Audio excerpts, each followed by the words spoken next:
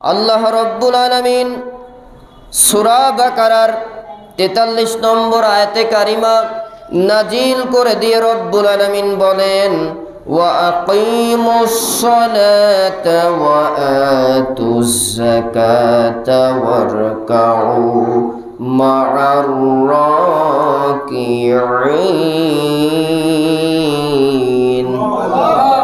তোমরা সালাত কায়েম করো, আকিমুস সালাত, সালাত প্রতিষ্ঠা করো। তার মানে নিজে শুধু নামাজ পড়া নয়, নামাজি সমাজ বিনির্মাণ করো, নামাজি রাষ্ট্র তৈরি করো। কথাকার যে আল্লাহ তাআলার প্রথম কাজ ও ইমানদারেরা যারা ঈমান এনেছো নিজেদেরকে ইমানদার বলে দাবি করো। তারা ঈমান আনার দ্বিতীয় কাজ, ঈমান আনার পরে দ্বিতীয় কাজটা কি? জি, ঈমান আনার পরে দ্বিতীয় কাজ কি? ঈমানদার যেই ব্যক্তি মনে করেন জোহরের ওয়াক্তর আগে ঈমান আনলো, জোহরের ওয়াক্ত শুরু হলে তার কাজ কি? জোহরের নামাজ আদায় করা। তার মানে ঈমানের পরে সালাত আদায় করা। এইবার নিজে সালাত আদায় করে যাচ্ছেন, আল্লাহ বললেন এটা হবে না, আকিমুস সালাত, সালাত কায়েম করো। কায়েম করা মানে কি? আজান হয়ে যাবে, সুস্থ স্বাধীন বালেগ বিবেকবোধ সম্পন্ন পুরুষ মহিলা আগে নামাজ আদায় করবে। তার মানে নামাজি রাষ্ট্র ছাড়া নামাজ প্রতিষ্ঠা করা যায় না। এই কাজ করার হুকুম কাদের জন্য? ঈমানদারদের জন্য। কাদের জন্য?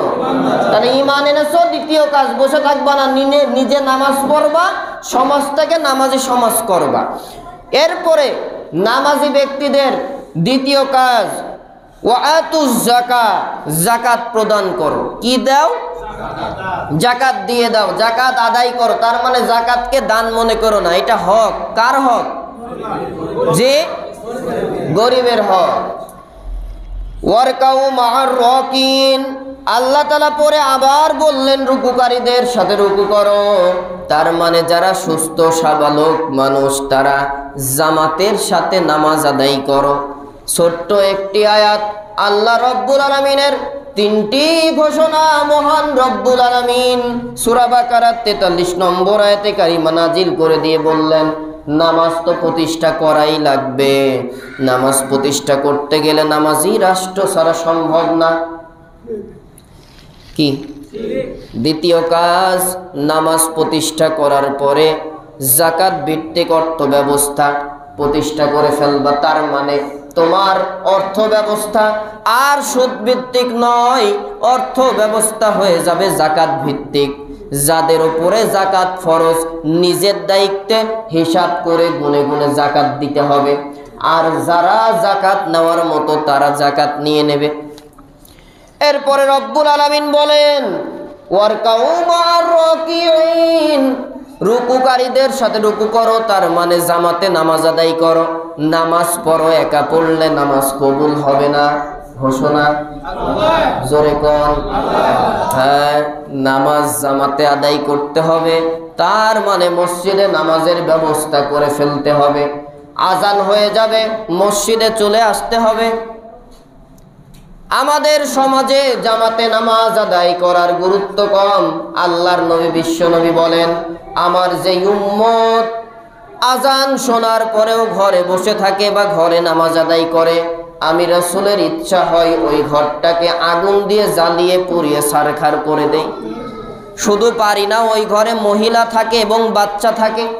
তা না হলে আমি রাসূল ওই মুসলমানদের ঘরটাকে জ্বালিয়ে দিতাম যেই ঘরে আজান শোনার পরেও বসে থাকে, মসজিদে এসে নামাজ আদায় করে না। আমার প্রিয় মুসল্লিয়ান একরাম, নামাজ শুধু পুরুষের জন্য না, মহিলাদের জন্য ফরজ। প্রতিটি মসজিদে মেয়েদের জন্য নামাজের আলাদা ব্যবস্থা রাখা দরকার। এটা কি আপনারা মনে করেন? আমরা বলি হানাফি মাযহাবের মাসালা অনুসারে 5 ওয়াক্ত নামাজ, এতে জোর নাই।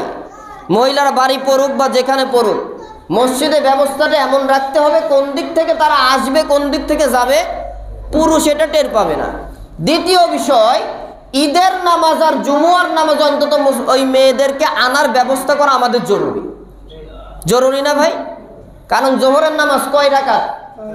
4 রাকাত ফরজ, আর জুমার নামাজ 2 রাকাত। তাহলে জুম্মার নামাজ এটা শুধু নামাজ না, এটা সম্মেলন। আল্লাহ তাআলাকে এটাকে এত গুরুত্ব দিয়েছেন, 4 রাকাত নামাজকে মাইনাস করে কয় রাকাত?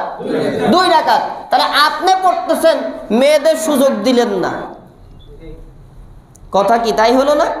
এই জন্য আলহামদুলিল্লাহ এখন সংস্কার হচ্ছে, শুরু হয়ে গেছে অলরেডি। শহরের প্রতিটি মসজিদে মেয়েদের জন্য নামাজের জায়গা, নামাজের ব্যবস্থা মসজিদ কমিটির কর্তৃপক্ষ থেকে নেওয়া উচিত এই উদ্যোগটা। মেয়েদের জন্য আলাদা রাস্তা, আলাদা ব্যবস্থা করে, অন্তত 2টা পথ থাকলে 1টা পথ তাদের করে দিয়ে, অন্তত যেন তারা জুমার নামাজটা এসে সামিল হতে পারে, জুমার আলোচনা শুনবে, জুমার নামাজ আদায় করবে। এতে কমিটিরও কিছু মাকসাদ আছে, সেইগুলো পূরণ হয়ে যায়। বুঝাতে পারছি তো? কারণ মেয়েরা দান কম করে না বেশি করে? বেশি করে। ছেলেরা যা দেয় মেয়েরা তার ডাবল দেয়। সম্মানিত উপস্থিতি, এটা একটা বড় কাজ। আপনি এই যে ভালো কাজগুলো করে যাবেন, মারা যাবেন, চলে যাবেন, ভালো কাজ থাকবে, এর বিনিময়ে আল্লাহ তাআলা আপনাকে জান্নাত দিয়ে দিবে। ঈদের নামাজ, ঈদের নামাজে মেয়েদের বিষয় বলা হচ্ছে, যেই সকল মেয়েরা শারীরিকভাবে অপবিত্র থাকে, মাসিক বা হায়েজ অবস্থায় থাকে, এইগুলা বোঝেন তো নাকি আপনারা? মেয়েরা মাসে তাদের শারীরিক মেন্সগত সমস্যা হয় না, 7 দিন বা 5 দিন এরকম একটা সময় যায়। আল্লাহ রসুল বলছেন 2টা ঈদ আসে, ঈদুল ফিতর আর ঈদুল আজহা। যাদের উপরে নামাজ মাপ শারীরিক সমস্যার কারণে, মাসিকের কারণে যেই সকল মেয়েদের নামাজ পড়া নিষেধ, তাদেরকেও তোমরা ঈদের নামাজে নিয়ে যাও, ঈদের আনন্দে ভাগাভাগি করে নাও। আমরা ঈদের নামাজে মেয়েদের নেবো, এইগুলো নিলে অনেকে ফেতনা, মানে কোরআন হাদিস জানুক আর না জানুক, ফেতনা ছড়াতে কেউ বাধা দেয় না। এই জন্য ঈদের নামাজে মেয়েদের জন্য চূড়ান্তভাবে ব্যবস্থা করা জরুরি, যারা ঈদগার দায়িত্বশীল আছেন। আর মসজিদের জন্য সিদ্ধান্ত নিয়ে পরিবেশ তৈরি করে দেবেন। 5 ওয়াক্ত নামাজে যারা সুযোগ হয় পর্দা মেনটেন করে আসতে পারলে আসলো, অন্তত জুমার নামাজের জন্য তারা অংশগ্রহণ করতে পারে। তাহলে ওয়ারকাউ মা'র রাকিন, রুকুকারীদের সাথে রুকু করো, মানে জামাতে নামাজ আদায় করো, ঘোষণা কার? এখন আপনি জামাতে নামাজ আদায় করলেন না, আপনার নামাজ হবে? আল্লাহ রসুল বলে ওই নামাজ কবুল হবে না। আল্লাহ রসুল তো বলেই দিলেন, তার ঘরটাকে আমি জ্বালায়ে পুরায়ে শেষ করে দিতাম, মেরেই ফেলে দিতাম পুরায়ে, যে আজান শোনার পরে বাড়িতে বসে থাকে। কিসের মুসলমান? ও মুসলমান নামে কাফের। কারণ নামাজ কাফের আর ইমানদার দুইজনের ভিতরে পার্থক্য তৈরি করে দেয়। কাফের আর ইমানদারের ভিতরে পার্থক্য সৃষ্টি করে কি? নামাজ। তার মানে যারা নামাজ পড়ে না, শরীয়তের ওজন নাই, শুধু জুমা আলী, শুকুর আলী, কিছু আছে রমজান আলী, কিছু আছে ঈদ আলী, কিন্তু পাঞ্জেগানা মুসল্লি যারা, আল্লাহ কোরআনে তাদের বলছেন তোমরা মুসল্লি হও, শুকুর আলী হয়েও না, রমজান আলী হয়েও না, ঈদ আলী হয়েও না, মুসল্লি হও। মুসল্লি তো সে যে 5 ওয়াক্ত নামাজের আজান মসজিদে এসে আদায় করে। বুঝতে পারলাম তো নাকি? তাহলে এই কাজগুলো আমাদের করা দরকার আছে না নাই? যারা আজকে থেকে সংশোধন হয়ে যান, জুম্মায় এসে দায়ী সারেন, এটা করবেন না ভাই। কবরে তো আপনি যাবেনই, কি নিয়ে দাঁড়াবেন আল্লাহর কাছে? আল্লাহ তাআলা এতটুকু যদি আপনাকে বলে, কিরে বান্দা এত কিছু দিলাম, তো 24টা ঘন্টাতে ভেতর থেকে 5 মিনিট 10 মিনিট করে অন্তত 1টা ঘন্টা আমার জন্য দিতে পারলি না? জবাব আছে? এই ইয়াং ম্যানের আমার দিকে তাকাও, জবাব আছে? মসজিদের ধারের কাছেও তোমরা ফেরো না, মসজিদের ঝাড়ুটা তোমার হাতে ওঠে না। কত মান সম্মানিত ব্যক্তিত্ব তুমি, মসজিদে ঝাড়ু দেওয়া তোমার কপালে জোটে না, আসলেই তো জোটে না। মসজিদের খেদমত করা, এটা তো যাত্রার কপালে আল্লাহ লেখে না।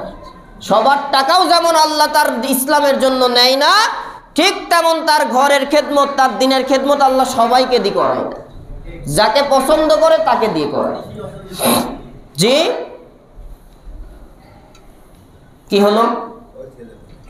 জি সম্মানিত উপস্থিতি, তাহলে আল্লাহ তাআলা সূরা বাকারা 43 নম্বর আয়াতে কারিমায় 3টা দায়িত্ব দিলেন। 1 নম্বর ঈমান আনার পরে দ্বিতীয় কাজ কি?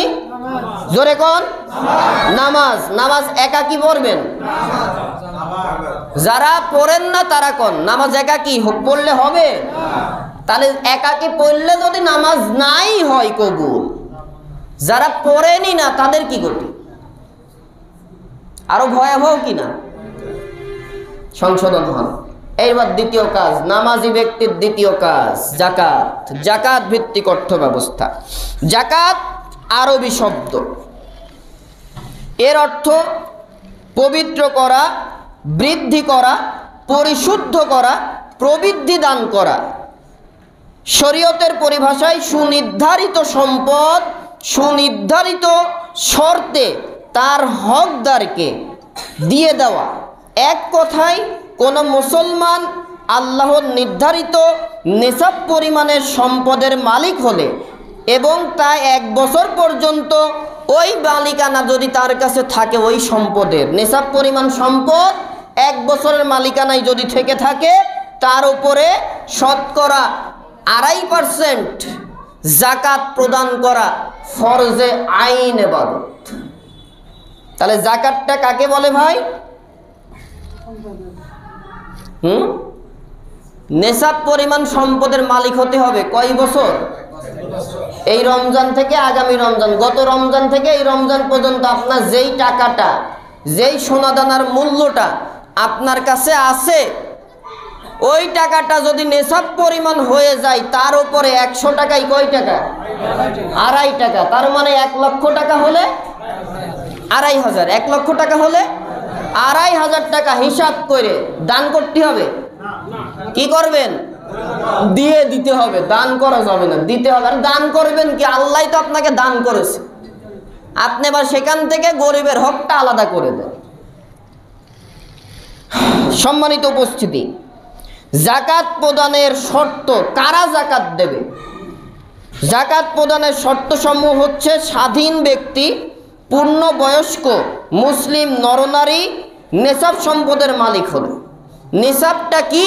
সহজে এক কথাই বলে দিই, কুষ্টিয়া জেলার জন্য এই বছরের যাকাত দেওয়ার ফরজ হবে 87,000 টাকা যদি কারো অ্যাকাউন্টে থাকে, 1 বছর স্থিতি বা তার থেকে বেশি। কত টাকা? 87,000। 80 আর 7,000 কত হয়? এই 87,000 টাকা যদি থাকে, আপনার যত সম্পদ আছে, সোনাদানা রূপা বা ব্যাংক ব্যালেন্স যেটা আছে, 87,000 টাকা, ঘরের আসবাবপত্র ধরা যাবে না এর ভেতর আবার। তো এই টাকাটা থাকলে 100 টাকায় কয় টাকা বলে? 100 টাকায় 2.5 টাকা। এবার যার 10 লাখ টাকা আছে, 1 বছর হয়ে গেছে, কয় টাকা দেবে? 25,000 টাকা। তাই তো হয় মনে হয় নাকি? 1 লাখে যদি 2500 হয়, তাহলে 10 লাখে কয় টাকা হয়? 25,000 হয় নাকি? ভুল বললাম? এইবার কিছু কিছু খঞ্জুস আছে, এই যে দরজা এসে দরজা ফাঁকা রাখা যাবে না, এখন এসি চলছে, লাগিয়ে দিতে হবে। সম্মানিত উপস্থিতি, রাসূল সাল্লাল্লাহু আলাইহি সাল্লাম বলছেন, নবীজির জীবনের হিজরতের 2য় হিজরিতে যাকাত ফরজ হয়েছে। কততম হিজরিতে? মানে নবীজি হিজরত করে মক্কা থেকে মদিনায় গেছে 1ম বছর, 2য় বছরে যাকাত ফরজ হয়েছে। আল্লাহর নবী বলেন, তোমরা সময় থাকতে যাকাত দিয়ে দাও, কারণ এমন সময় চলে আসতে পারে যাকাত দেওয়ার জন্য তুমি টাকা নিয়ে ঘুরতেছো, যাকাত নেওয়ার আর কোনো লোক নেই, তখন কার হক আদায় করা যাবে? এই জন্য সময় থাকতে যাকাত দিয়ে দিতে হবে।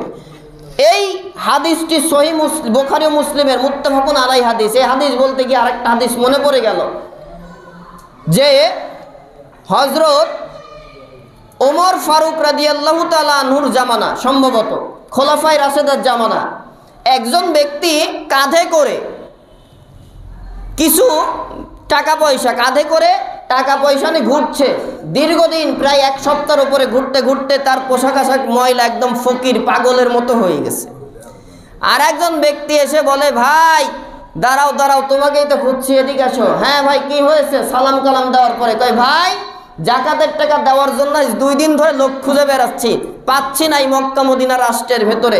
তা আল্লাহর শুকরিয়া, তোমাকে পেয়ে গেলাম, তুমি এই যাকাতের টাকাগুলো নিয়ে আমাকে উদ্ধার করো। কয়, দেখো বাবা, কথাটা সাবধানে বলো, তোমার কাছে কয় টাকা আছে? এই যে পেছনে আমার যে বস্তা দেখছে, বস্তা ভরা যাকাতের টাকা নিয়ে আমি 1 সপ্তাহ ঘুরতেছি। এইটাই ছিল খোলাফায়ে রাশেদার স্বর্ণযুগ। আর আজকে আমাদের সমাজে তো 1 টাকা পয়রি থাকলেও রাস্তায় আর থাকে না। সম্মানিত উপস্থিতি, আল্লাহ তাআলা বিধান দিয়েছেন যাকাত ভিত্তিক অর্থ ব্যবস্থা চালু হয়ে গেলে এই সমাজে আর কেউ গরিব বলে থাকবে না। এই বাংলাদেশেও যদি 1টি বছর যাকাতের টাকা হক আদায় করে নিয়ে বন্টন করা হয়, পরবর্তী বছরে এই বাংলাদেশের দারিদ্রতা বিমোচন একেবারেই হয়ে যাবে ইনশাআল্লাহ। শুধুমাত্র দরকার যাকাতটা সুষ্ঠুভাবে বন্টন করা। এই যে কথা বলবেন না, চুপটি করে বসেন, কথা বলেন কেন? যাকাত শাড়ি কাপড় লুঙ্গি দিয়ে যারা যাকাত দেবেন তাদের যাকাত হবে না, স্পষ্ট কথা।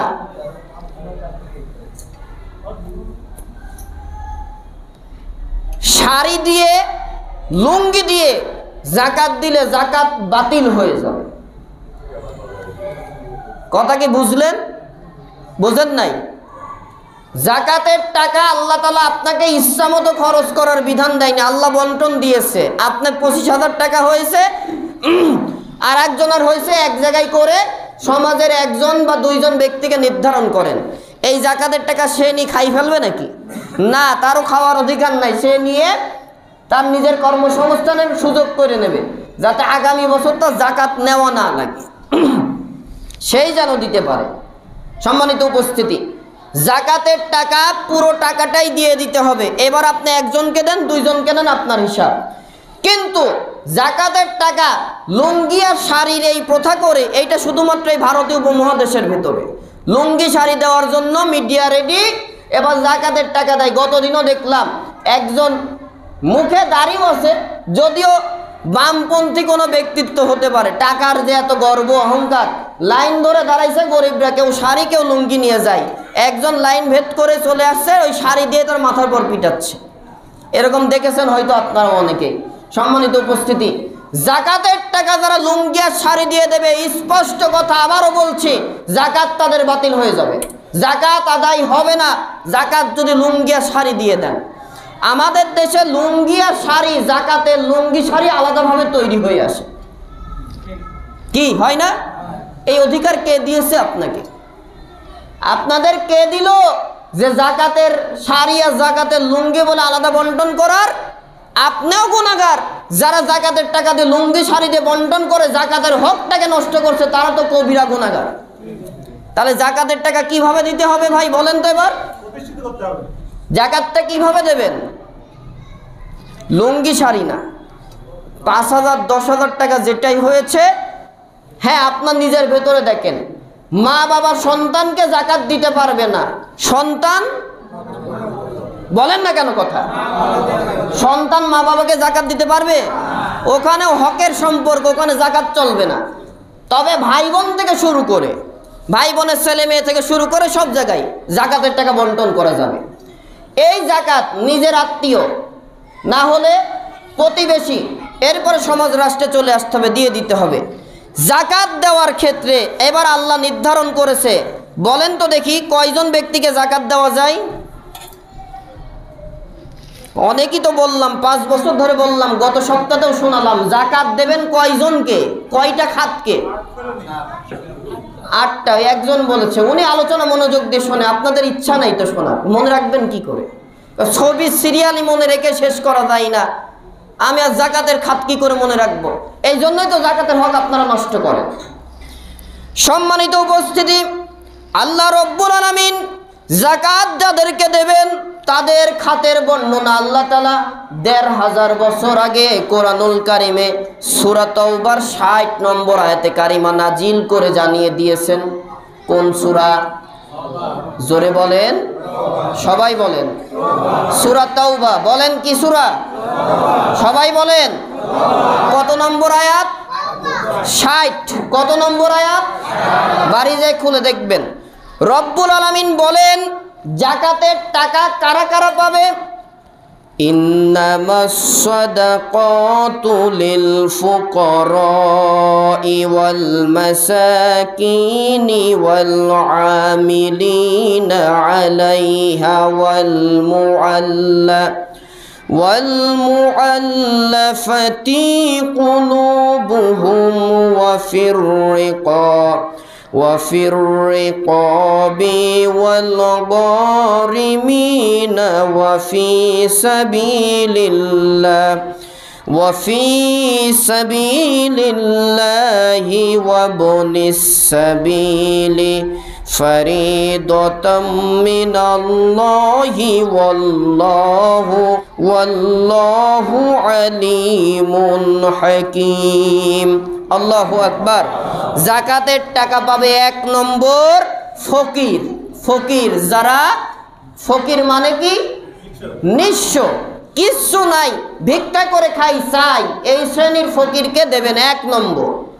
2 নম্বর, মুসল্লিয়ান ইকরাম ভালো করে শোনেন, 2 নম্বর মিসকিন, যারা অভাবী নিঃস্ব কিন্তু চাইতে পারে না, তারা কি? মিসকিন, এদের কাছে পৌঁছাতে হবে। 3 নম্বর, যাকাতের অর্থ বন্টনে যেই সকল মানুষ দায়িত্ব পালন করে তাদের বেতন ভাতা এই অংশ থেকে দেওয়া যাবে, এটা 3 নম্বর খাত। 4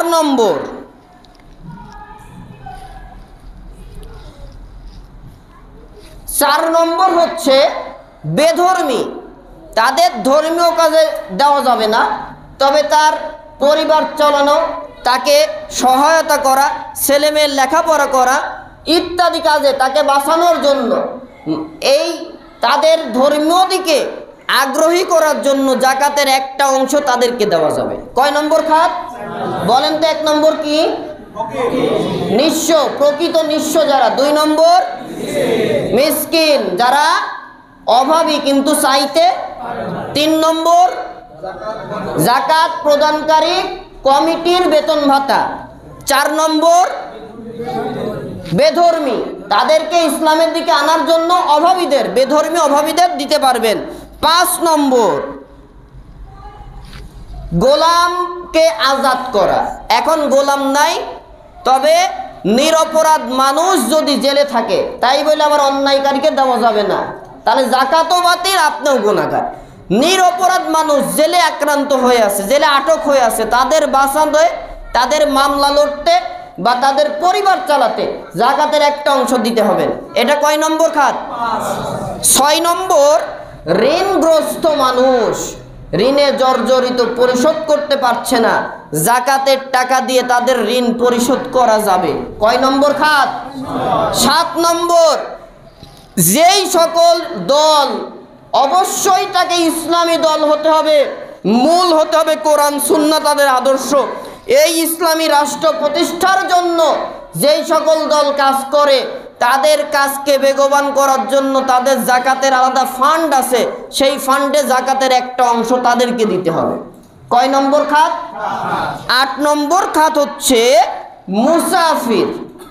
কি ভাই? মুসাফির, যে যাকাত ফরজ কিন্তু এমন অবস্থা হয়ে গেছে, এমন জায়গায় গেছে মুসাফির অবস্থায় 1 টাকাও তার নাই, যাকাতের টাকা সে তখন নিতে পারবে। কথা কি বুঝাতে বললাম? তাহলে কয়টা খাত বললাম ভাই? আমি বললাম না আল্লাহ বলেছেন? কোন সূরা? জোরে কোন? যুবকরা কি জোরে বলো তো? কত নম্বর আয়াত? 60। 1 নম্বর কি? ফকির, নিঃস্ব। 2 নম্বর মিসকিন, যারা লজ্জায় যেতে পারে না, নিঃস্ব মানুষ। 3 নম্বর যাকাত দেওয়া দায়িত্বশীলদের বেতন ভাতা। 4 নম্বর বেধর্মীদেরকে ইসলামের দিকে আনার জন্য অভাবী, বেধর্মী অভাবী যারা, তাদেরকে দিতে পারবেন। 5 নম্বর গোলাম আজাদ, তার মানে নিরপরাধ মানুষ যারা জেলে আছে, তাদের পরিবার চালানো, তাদেরকে মুক্তি করার জন্য। তবে আলহামদুলিল্লাহ এখন বর্তমানে নিরপরাধের সংখ্যা জেলে কম, অতএব এই টাকাটা সেখানে না দিয়ে এই টাকাটাও দারিদ্রতা বিমোচনের জন্য দিতে হবে। 6 নম্বরটা কি? ঋণগ্রস্ত মানুষের ঋণ পরিশোধ। মনে করেন আপনি একজন লোকের কাছে 1 লাখ টাকা পাবেন, কিন্তু আপনি যাকাত ফরজ হয়ে গেছে, আপনার যাকাত আসছে 2 লাখ টাকা। যেই ব্যক্তির কাছে আপনি 1 লাখ টাকা পাবেন, ওখান থেকে কাটাকাটি করে দেন, তাহলে 1 লাখ সে শোধ হয়ে গেল। আর 1 লাখ টাকা আপনি তাকে দিয়ে দিতে পারেন, সে ব্যবসা করে চলতে পারবে। আমি কি বুঝাতে পারলাম কিনা? 7 নম্বরটা কি? ইসলামী দল তাদের আলাদা ফান্ড আছে। যেমন আমি বলি, ছাত্র শিবির, ইসলামী ছাত্র শিবির আর জামাত ইসলাম, এরা জাকাত কালেকশন করে। দেখবেন অনেকের কাছে হয়তো জাকাতের চিঠিও দিয়েছে। তাদের জাকাতের ফান্ড থাকে। সারা দেশ থেকে এই আপনাদের মতো মানুষদের কাছ থেকে জাকাতের যেই টাকাটা কালেকশন করে, তাদের জাকাতের একটা ফান্ড আছে। ওই ফান্ড থেকে তারা জাকাত নেওয়ার উপযোগী যারা, তাদেরকে কর্মসংস্থানের সুযোগ করে দেয়। আপনারা দেখছেন কিনা, 1-1.5 মাস আগে আমিরে জামাত ডক্টর শফিকুর রহমান ঢাকাতে কয়েকজনকে রিক্সা কিনে দিলেন, দেখছিলেন কিনা? এইগুলা জাকাত ফান্ডের টাকা।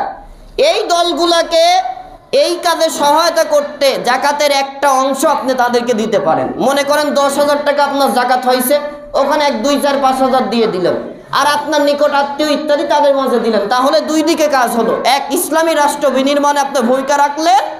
2 নম্বর, আপনার নিজের প্রতিবেশী, নিজের আত্মীয় স্বজন বা নিকট আত্মীয়, তাদের দরিদ্রতা বিমোচনে ভূমিকা রাখতে পারলেন। এরপর 8 নম্বর কি ভাই? মাশাআল্লাহ, মুসাফির। কি মুসাফির? অনেক টাকার মালিক, জাকাত নিজেও দিতে পারে, কিন্তু এমন অবস্থা হয়ে গেছে তার কাছে 1 টাকাও নাই চলার মতো। জাকাতের টাকা সেও নিতে পারবে চলাচলের জন্য, ওই সময়ের জন্য। এই 8 খাত বাদে আর কোথাও জাকাত দেওয়ার সুযোগ আছে? আল্লাহ তাআলা বললেন ফারিদাতাম মিনাল্লাহ, এটাই আল্লাহ তাআলা নির্ধারিত ফরজ করে দিয়েছেন। তার মানে এই 8 খাতই নির্ধারিত জাকাত দেওয়ার জন্য, এর কম বেশি করা। ওয়াল্লাহু আলিমুন হাকিম, আল্লাহ তাআলাই সর্ববিষয়ে বিজ্ঞ এবং সুকৌশলী। সুবহানাল্লাহ। এইবার বলেন, সূরা তাওবার 60 নম্বর আয়াত শোনার পরে কোন মাদ্রাসায় জাকাতের টাকা দেওয়ার কোন নোটিশ পেয়েছেন? মসজিদে নিজের ছেলে মেয়েকে বা নিজের বাবা মাকে, কথা কন্যাকে আছে? তাহলে আইসলো আপনার কাছে জাকাতের টাকা, না জানি শুনি দিয়ে দিলেন কোন বিবেকে? আপনি নিজে তো গুনাহগার করলেন, আর আপনার জাকাত বাতিল হয়ে গেল, ওটা সাধারণ দান হিসেবে গণ্য হল। কিন্তু সাধারণ দান আপনি কম বেশি করতে পারেন, জাকাতের টাকা কম বেশি করার সুযোগ আছে? টাকার মালিক আপনি? এই টাকার মালিক কে? আল্লাহর গরিব বান্দারা। টাকার মালিক কে? আপনার কাছে আমানত, যত দ্রুত পারেন দিয়ে দেবেন, আপনি ক্লিয়ার থাকবেন। এখনো যারা জাকাত দেননি, মেহেরবানি করে এই 8টি খাতকে মাথায় রেখে জাকাত দেন। কোন মসজিদ মাদ্রাসার জন্য আসলো দেবেন না। মাদ্রাসায় যদি কোনো ছাত্র থাকে, যেই ছাত্রটা ফকির বা মিসকিনের কাতারে বা ঋণগ্রস্তের কাতারে তার পরিবার, শুধুমাত্র তাকে জাকাতের টাকা দিতে পারবেন। এর বাইরে কোনো মাদ্রাসাকে ঢালাওভাবে জাকাতের টাকা দিলে জাকাত আপনার বাতিল হয়ে যাবে। আমি কি বুঝাতে পারলাম? বুঝতে পেরেছেন? মেহেরবানি করে অনুরোধ, আপনারা জাকাতের সূরা তাওবার 60 নম্বর আয়াতে কারিমা মাথায় রেখে জাকাত যাদের উপর ফরজ হয়েছে, হিসাব করে করে 1 টাকাও যেন কম না হয়। কারণ এখানে 1 টাকা না, 1 পয়সা কম বেশি হবে, জাকাত বাতিল হয়ে যাবে, আপনি গুনাহগার হয়ে যাবেন। সম্মানিত উপস্থিতি, এরপরে জাকাত যারা দেবে না তাদের জন্য সতর্কবার্তা। আল্লাহ রব্বুল আলামিন কোরআনুল কারিমে যারা যেই সকল বান্দা বান্দি জাকাত দিতে অস্বীকার করে, বা জাকাতের টাকা 50,000, 1 লক্ষ, 2 লক্ষ টাকা হয়ে গিয়েছে, এইটা দেখে বলে এত টাকা চলে যাবে, এরকম মনে করে কিনা? অনেকে করে না?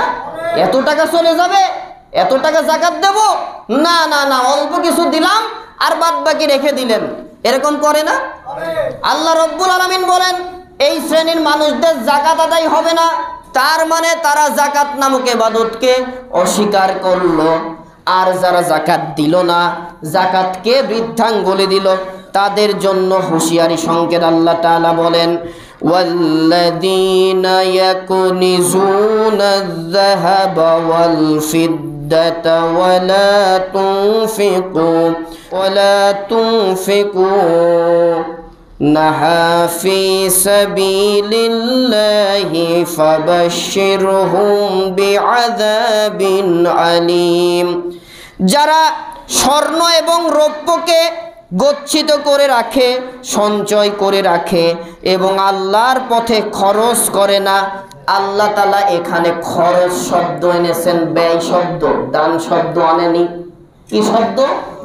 খরচ। তার মানে যাকাত এটা কি? খরচ, এটা হক। আল্লাহ তাআলার পথে তারা খরচ করে না, ব্যয় করে না, তাদেরকে জাহান্নামের মর্মান্তিক শাস্তির সুসংবাদ দান করে দাও। কার কথা?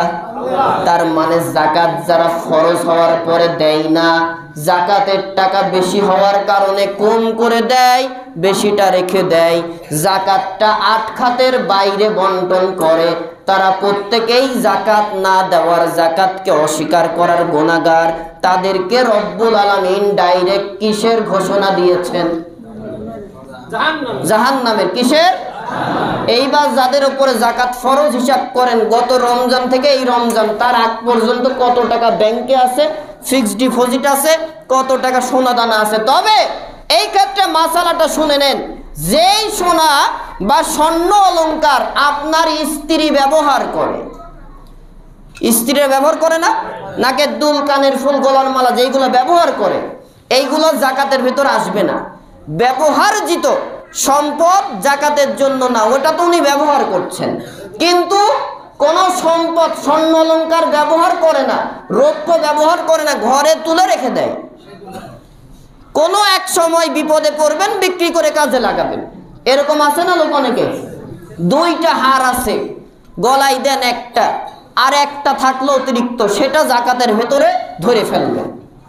এখন 1 ভরি স্বর্ণ যার আছে তার উপরেই যাকাত দেওয়া ফরজ। তবে ওই 1 ভরি স্বর্ণের অলংকার যদি আপনার স্ত্রী, আপনার মেয়ে, আপনার বাড়ির মহিলারা ব্যবহার করে, এটা যাকাতের ভেতরে আসবে না। তবে কিছু কিছু আলেম মুফাসসির ফকিহগণ বলছে না, স্বর্ণ থাকলেই দিতে হবে। কিন্তু মাসালা হচ্ছে যেই স্বর্ণ আর রৌপ্য ব্যবহার করা হয় সেইগুলো যাকাতের ভেতর ধরা যাবে। তবে যদি ডাবল ডাবল থাকে, অনেকের ডাবল ডাবল থাকে, বিপদে পড়লে বিক্রি করে দেবে, কাজে লাগাবে, ওইগুলো যাকাতের ভেতরে ধরবে। আমি কি বোঝাতে পারলাম? কোনো কনফিউশন আছে থাকলে জিজ্ঞাসা করতে পারে। যাকাত কেন্দ্রিক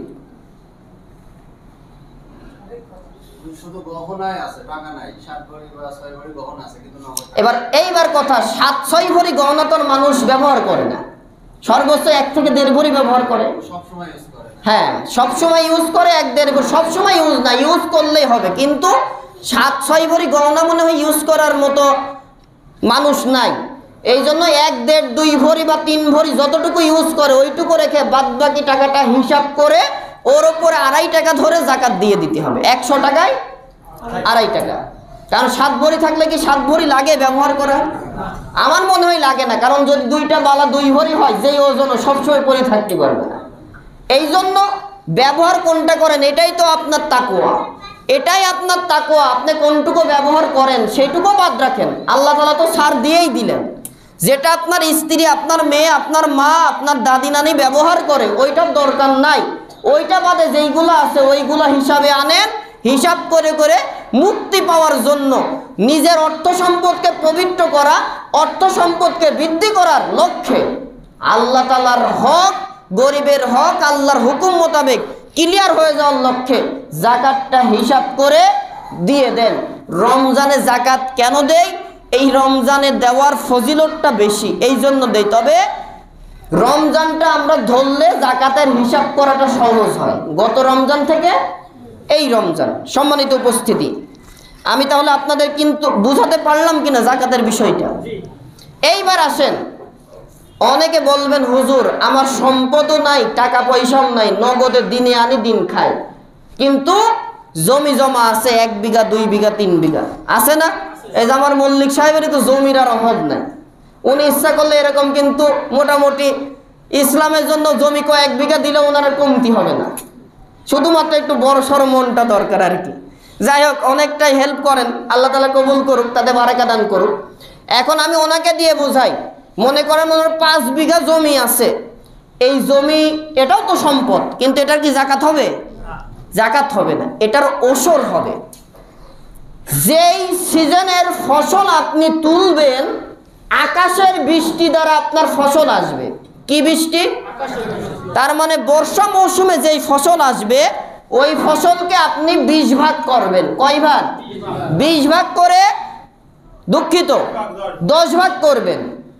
আকাশের দেওয়া বৃষ্টিতে যেই ফসল তুললেন, তার মানে বর্ষা মৌসুমে যেই ফসলটা ওঠে, অগ্রহায়ণ বতরে যেই ফসলটা ওঠে, এই ফসল ধান হোক, গম হোক, ভুট্টা হোক, যাই হোক, কয় ভাগ করতে হবে?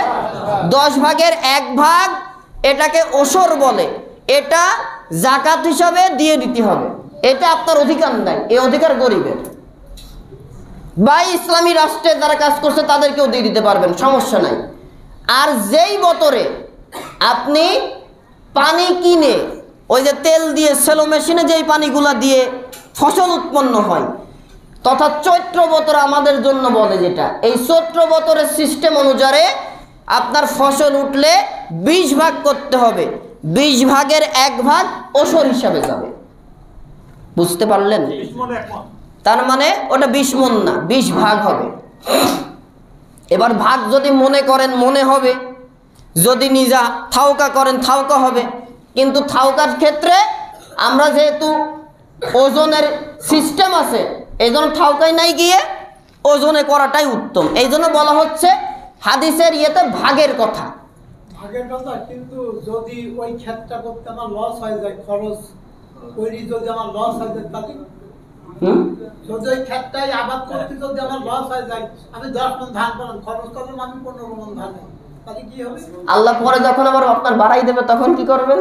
তখন তো বাড়া দিলি তো বাড়া। এই জন্যই আল্লাহ তাআলা বলছেন লস হিসাব লাভ হিসাব পরে। ফসল যদি উঠে আসে ঘরে, যতটুকু আসলো ততটুকুকে আপনি বন্টন করবেন। এই বছরে আলহামদুলিল্লাহ যথেষ্ট বেশি আসছে। আল্লাহ তাআলা বুঝাতে চাচ্ছেন যাকাত দেওয়ার মাধ্যমে, ওসর আদায়ের মাধ্যমে তোমার ফসলকে ওসর দেওয়ার মাধ্যমে পবিত্র করা হয়। ঠিক তেমন মনে করেন যারা ব্যবসায়ী ক্ষেত্রে গরু ছাগল এইগুলা পোষে না অনেকে, তাদেরও ওসর হয়, জাকাত হয়। অনেকে তো খামার করে বড় বড় ডেইরি ফার্ম করেন, কিন্তু জাকাত কিন্তু আদায় করে না।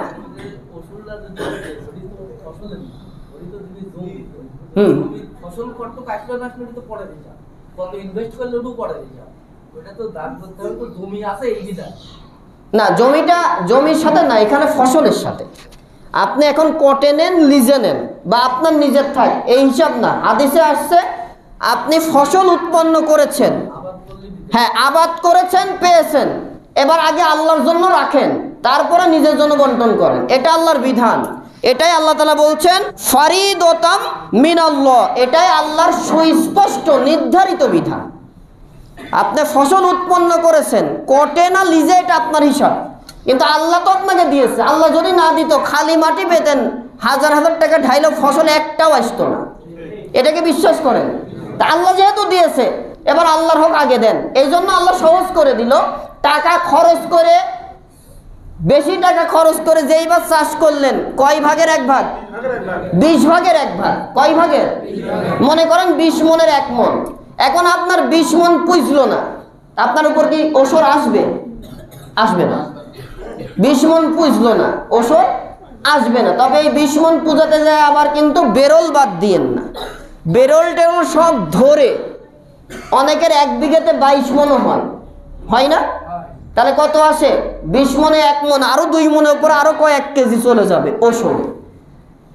এরপরে টাকা পয়সা খরচ করে যেটাতে করলেন 20 মণে 1 মণ দিলেন, আর যেইবার আল্লাহর বৃষ্টিতে, আল্লাহর পানি দিয়ে, আসমানি পানি দ্বারা করলেন, সেইবার 10 মণে বা 10 ভাগের 1 ভাগ দিয়ে দিতে হবে।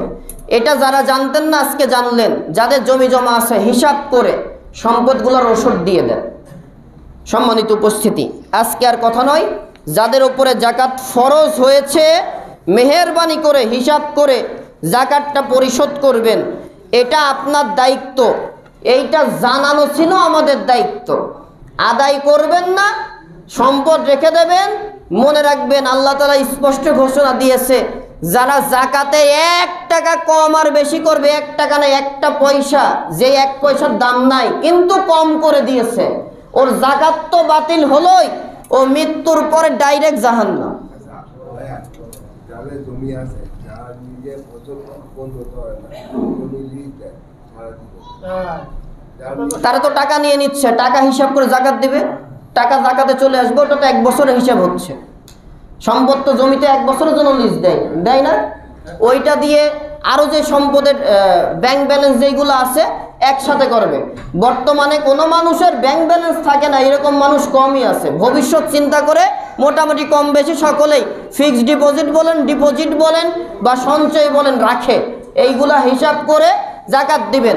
স্বর্ণের ক্ষেত্রে আরো একটু ক্লিয়ার করি, মনে করেন আমাদের বলা এই মত আপনার পছন্দ হলো না, যে না সোনার উপরেই দিব, এটা অতি তাকওয়ার জন্য। ইন্না আক্রামাকুম ইনদাল্লাহি আতকাকুম।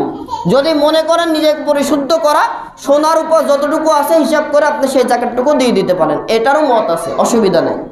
আর যদি মনে করেন না আমার স্ত্রী বা আমার মহিলারা এইগুলা ব্যবহার করে এই স্বর্ণালঙ্কারগুলা বা এই রৌপ্যগুলা, তাহলে আর আপনার জন্য জাকাতে ওইটা আর যদি মানে হিসাবে না আনেন অসুবিধা হবে না। যেই সম্পদটা দুঃখিত যেই অলঙ্কারগুলা মহিলারা ব্যবহার করে ওইগুলা জাকাতের অন্তর্ভুক্ত না করলে সমস্যা নাই। তবে যদি মনে করেন যে না আমি দেব পরিশুদ্ধ থাকবো, দিতে পারেন, এটাও সমস্যা নাই। কিন্তু শর্ত একটা, জাকাতের টাকা কম বেশি করা। তবে শাড়ি লুঙ্গি মনের মতো কিনে দেবেন, কথা কয় না। যারা শাড়ি লুঙ্গির অর্ডার দিয়েছেন ক্যান্সেল করে দেন, বলে শাড়ি লুঙ্গির জাকাত হবে না, স্পষ্ট কথা। বাংলাদেশের মুহাক্কিক ওলামায়ে ইকরাম স্পষ্ট সিদ্ধান্ত আসছে, জাকাতের টাকা দিয়ে যারা শাড়ি আর লুঙ্গি বন্টন করে তারা হক নষ্টকারী, এদের ইবাদতও কবুল হবে না। কারণ আল্লাহ তাআলা সম্পদটা দিয়ে দিতে বলেছেন, আপনাকে লুঙ্গি কিনে বিতরণ করতে বলেনি। আপনি টাকাটা দিয়ে দেবেন বা ব্যবসার ব্যবস্থা করে দেবেন। ইসলামী দলগুলো আছে যারা দিন প্রতিষ্ঠা করতে চায়, তাদেরও একটা অংশ দিবেন, যাতে এইটা তারাও যেন সুষম বন্টন করতে পারে। আল্লাহ তাআলা জাকাতের হকটা বুঝে আমাদের আদায় করার তৌফিক দান করুন। আল্লাহ তাআলা তার পথে বেশি বেশি খরচ করার তৌফিক দান করুন, বলেন আমিন। রমজান মাস, এই মাসে বেশি বেশি দানের হাত বাড়াবেন। দানটা কোথায় করবেন? মানুষ হয়ে মানুষকে দেওয়া, সমাজ কল্যাণে দেওয়া, মানুষের উপকারে দেওয়া, এটাকে দান। মসজিদে দেওয়া এটা দান না, এটা কি? খরচ, ব্যয়, এটা কি? অতএব যখন খরচের চিন্তা করবেন ভিক্ষার মতো দেবেন না, সাধ্যের সবটুকু দেওয়ার চেষ্টা করবেন, তাহলে আল্লাহ আপনার রিজিকে বরকত দেবে। কেমন বরকত? আল্লাহ তাআলা কোরআনে বলছেন, একটা ধানের বীজ যদি কেউ বপন করে, একটা শীষ বেরোয়, ধানের একটা চারা বেরোয়, ওইটা বড় হয়ে 60টা বাইল বের হয়। এক একটা বাইলে, এক একটা ধানের শীষে 100টা করে ধানের দানা আসে। এইরকম 60টাতে কয়টা আসে? একবারে সূরা বাকারার ভেতর আল্লাহ বর্ণনা করেছেন, একটা ধানে যেমন 700টা করে আমি আল্লাহ ধানের জন্ম দিয়ে ধানের ফলন বাড়িয়েছি, ঠিক তেমন যারা জাকাত আদায় করবে, আমার পথে খরচ করবে আর আল্লাহকে খুশির জন্য দান করবে, মানবতার জন্য, তাদের জন্য আমি টাকাটাকেও এইভাবে বরকত বাড়াই দিই। আর জাকাত দেওয়ার মাধ্যমে অর্থ সম্পদকে আমি আল্লাহ পবিত্র করে দিই। পবিত্র মানে বেড়ে যাওয়া, সুবহানাল্লাহ বলেন। আল্লাহ তাআলা যেন এগুলো হক আদায় করার তৌফিক দান করেন, বলেন আমিন। সুবহানাকা আল্লাহুম্মা বিহামদিকা আশহাদু আল্লা ইলাহা ইল্লা আনতা আস্তাগফিরুকা ওয়া আতুবু ইলাইক। যারা সুন্নত পড়ি নাই সুন্নত পড়ে নেই, এই ফাঁকে